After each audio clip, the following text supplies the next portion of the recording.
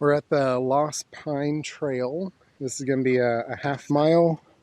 This is the little map part we're going to take. And we're at the entrance of the park. And this is the trailhead.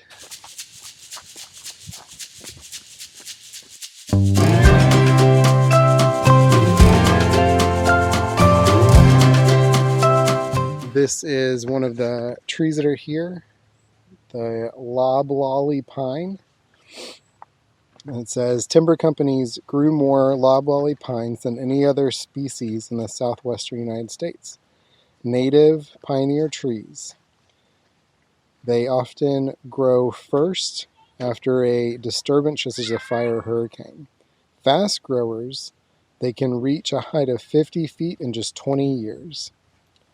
Many different birds and mammals eat the seeds or pine nuts. After the pine sign on the trail, there's another sign, live oak. This common and familiar oak can grow to be a very large shade tree and is often the host plant for ball moss. Its conspicuous flowers attract several species of butterflies and moths. Many birds and squirrels use the tree for cover and eat the acorns. Live oaks are generally drought tolerant, but are susceptible to oak wilt, a fungal disease. And so this is the oak right here. So as you walk, you can see the oak and the pine. There's some cedar here too. Just around the corner, there's another one. This is Mexican plum, one of the first plants to bloom in early spring. The Mexican plum supports pollinators. You can often see nectar-loving bees and butterflies flying from blossom to blossom on these small trees. Later in the year, small plums also attract birds and mammals who feed on the tart fruit.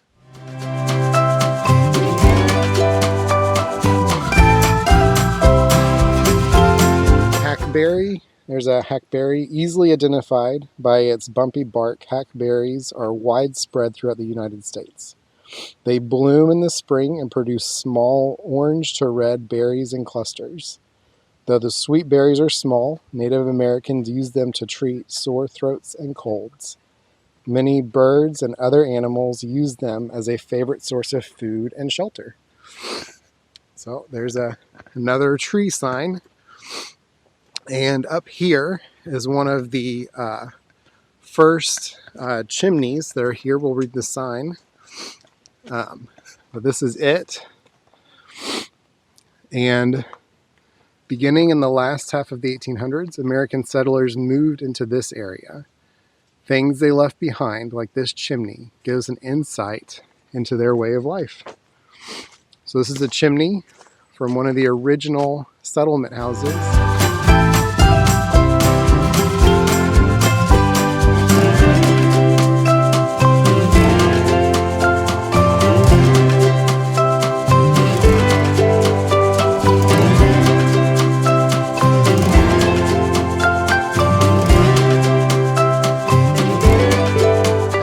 Come to about the halfway point, there's a sign that says lake and trail.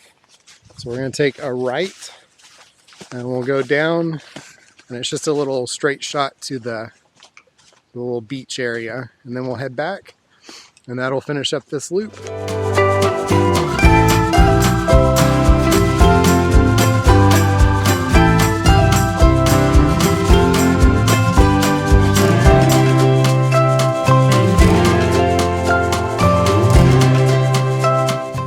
Across that little area, there's a bench that you can see behind me, and there's some bird watching information as we walk up to the lake, and we can start to see the sun going down on today. As we walk up to the end, this is where we branched off. The bird watching little sign was behind me, and as you see, this is what you walk out to. It's a really nice clearing, and then it comes out to a little beach area. And Out here on the beach, we saw some ducks just a second ago. There they are, swimming off into the sunset.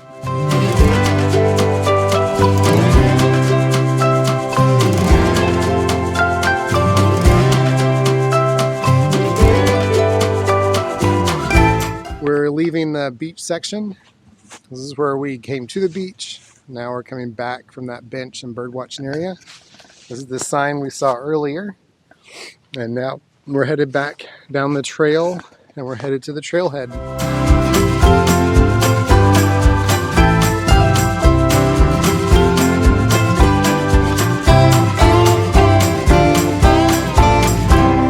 That was the end of this trail. We're coming back. And as you can see, we're back at the parking lot. And that was the Lost Pine Trail with a little bit of a beach thing. And again, this is Lake Ray Roberts at Isle du Bois in Texas.